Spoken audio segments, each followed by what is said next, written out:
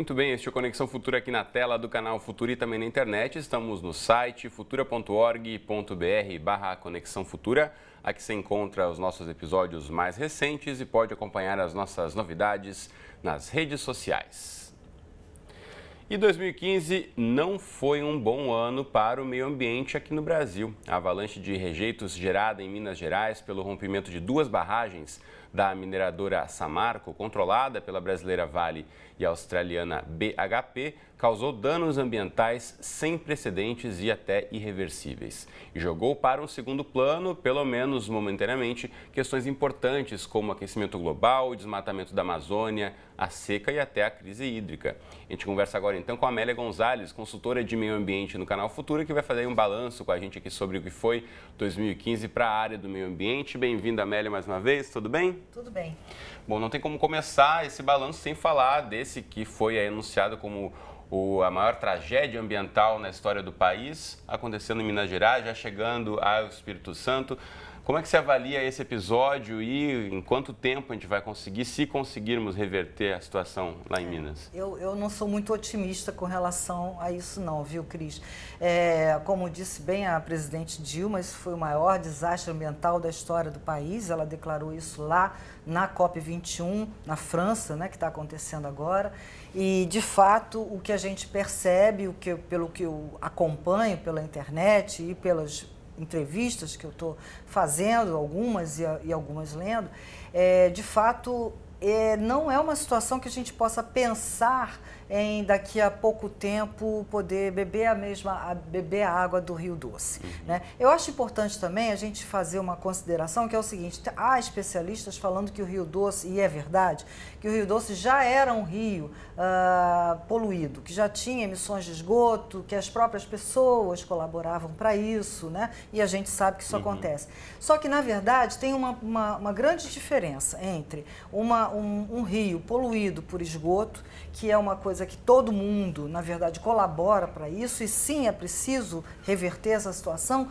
E outra coisa bem diferente é um rio poluído por rejeitos químicos, né? Muitas vezes que a gente ainda não sabe se é tóxico ou não, mas que há muitas chances de ser, né?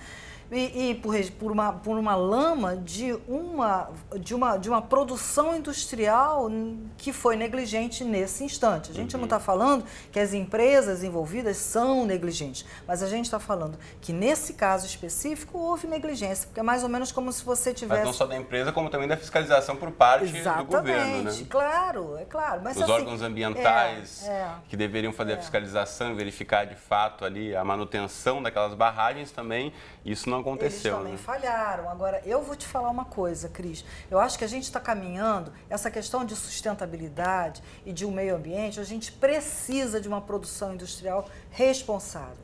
E de uma produção industrial que, inclusive, abra mão da necessidade de uma fiscalização tão rigorosa. Porque, sinceramente, você está dentro da sua casa, você está vendo uma lata de lixo subir, estar cheia, é claro que você vai lá, em algum momento, vai pensar ou em esvaziar ou em fazer alguma coisa com aquele lixo. Mas tem uma barragem que estava enchendo e ninguém fez nada. Quer dizer, então, assim, é uma negligência que já não é mais possível dentro de uma produção industrial que se quer para o futuro meio ambiente mais saudável. Entendeu? Sem dúvida. Bom, para a gente falar de outros assuntos também ao longo do ano que a gente acompanhou aqui no Conexão da área de meio ambiente, falamos muito sobre a questão do desmatamento, com índices positivos de redução do desmatamento na Amazônia. Queria que você avaliasse isso também, Amélia. Pois é, os índices são positivos, está um desmatamento menor do que na década de 90, com certeza. Agora, anteontem mesmo eu entrevistei o Carlos Durigan, da WCS, que me falou o seguinte: isso é preocupante. Ele disse que na Amazônia, tudo bem que o desmatamento diminuiu, mas o que está acontecendo agora, que está preocupando os especialistas, é fogo. Que está acontecendo com por conta de pequenos e médios produtores e também por conta do avanço da pecuária. Porque a pecuária ela precisa de um terreno... De campo. Exatamente, de campo. E aí eles botam fogo. Então esse fogo, por conta da seca, ele vai se alastrando. Então isso já é um problema, já é uma questão que os especialistas e os ambientalistas estão ficando preocupados e estão procurando, enfim, denunciar de alguma forma para ver se isso é revertido, né? E o desmatamento que diminuiu em algum momento também aumenta por conta desses pequenos produtores que precisam ali daquele terreno para fazer pequenas plantações de cultivo, né?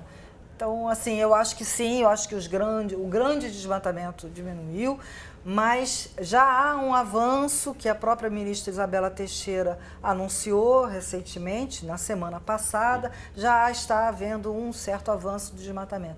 Que é outra coisa, Cris, que a gente fica falando assim, desmatamento, Amazônia, parece muito distante para a gente, mas não é não, sabe? É uma coisa que é preciso chamar, porque são empresas, o agronegócio que está aí fazendo uma coisa que não pode fazer. Então, é tão importante a Amazônia para o mundo, que, para você ter uma ideia, a Noruega acaba de confirmar, né, uma doação que ela faz de $1 bilhão para que a gente consiga, para um fundo Amazônia, para justamente evitar que a Amazônia se estrague, né?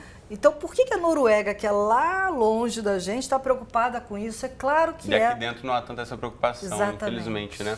A gente já está aqui com o tempo correndo. Uma outra questão importantíssima de falar é o aquecimento global. A gente está aí em ano de COP21, essa conferência aí com os grandes líderes mundiais discutindo as questões climáticas e também já percebemos aí que esse foi o ano mais quente, já foi divulgado isso também, de fato a gente está percebendo, né, que o calor está aumentando. Está aumentando, né, a gente felizmente nesses dias últimos a gente tem estado com uma chuvinha aqui, mas também sobre isso, ontem mesmo eu ouvi a Marina Grossi de Sebedes, que está lá em Paris, falando que assim, a grande diferença que há dessa COP que está acontecendo lá em Paris para as outras, né, é que os países, pelo menos 160 ou 170, já chegaram com metas de redução, o que é muito bom. Quer dizer, reduzindo as emissões, a gente vai reduzir também a possibilidade de aumentar mais do que 2 graus até o fim do século. Mas esses 2 graus já põe na conta, que está aumentando.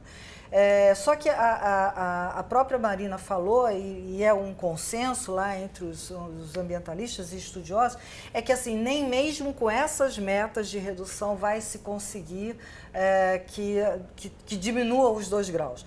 E qual é o problema de diminuir, de ser mais do que 2 graus, né?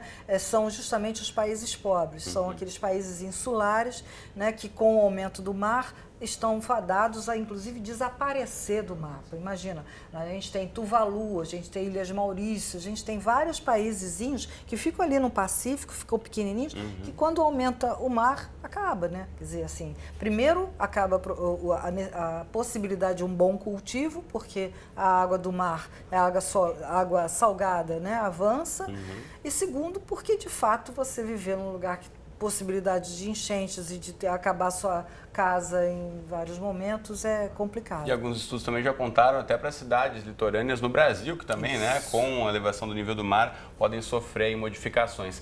Agora, uma última questão para a gente discutir também importantíssima, desde o ano passado, crise hídrica, uma pauta aí que aparece muito, principalmente aqui na região sudeste, e 2016 não parece que vai melhorar essa situação. Não, né? Não parece. Quer dizer, o que eu acho, sinceramente, assim, primeiro a gente torcer muito para chover, e é bom que está chovendo, né? Essas últimas semanas tem chovido bastante em São Paulo e aqui, né? Que são os 2 lugares mais complicados. Agora, a segunda coisa que eu acho que a gente, como cidadão comum, sabe, precisa fazer, tudo bem, é preciso poupar água, a gente sabe que mineração é uma coisa que tem muita, né, envolvimento de muita água e tal, mas que a gente precisa ficar de olho na necessidade que a gente tem de poupar água, né? Outro dia mesmo eu estava andando na minha rua, lá perto de casa, e tinha um senhor que lavava o carro dele com aquela mangueira e tal, como antigamente. Então, assim, de fato, são coisas que não dá mais para fazer. Por mais que a gente saiba que a produção industrial também tem,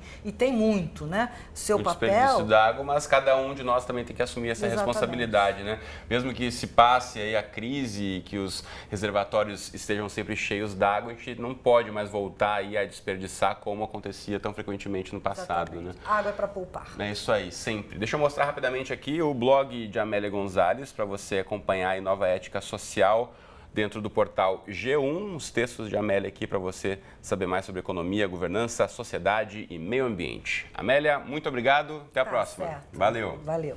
Bom, na próxima entrada aqui do Conexão Futura, a gente volta falando sobre as políticas públicas para crianças e adolescentes nesse conturbado ano de 2015, que marcou o aniversário de 25 anos do ECA, o Estatuto da Criança e do Adolescente. Neste período, o Brasil se destacou por reduzir mortalidade infantil, por ampliar o acesso ao ensino fundamental e por diminuir os índices de exploração do trabalho infantil, mas ainda é preciso trilhar um longo caminho, então não perca esse bate-papo no próximo bloco do Conexão Futura.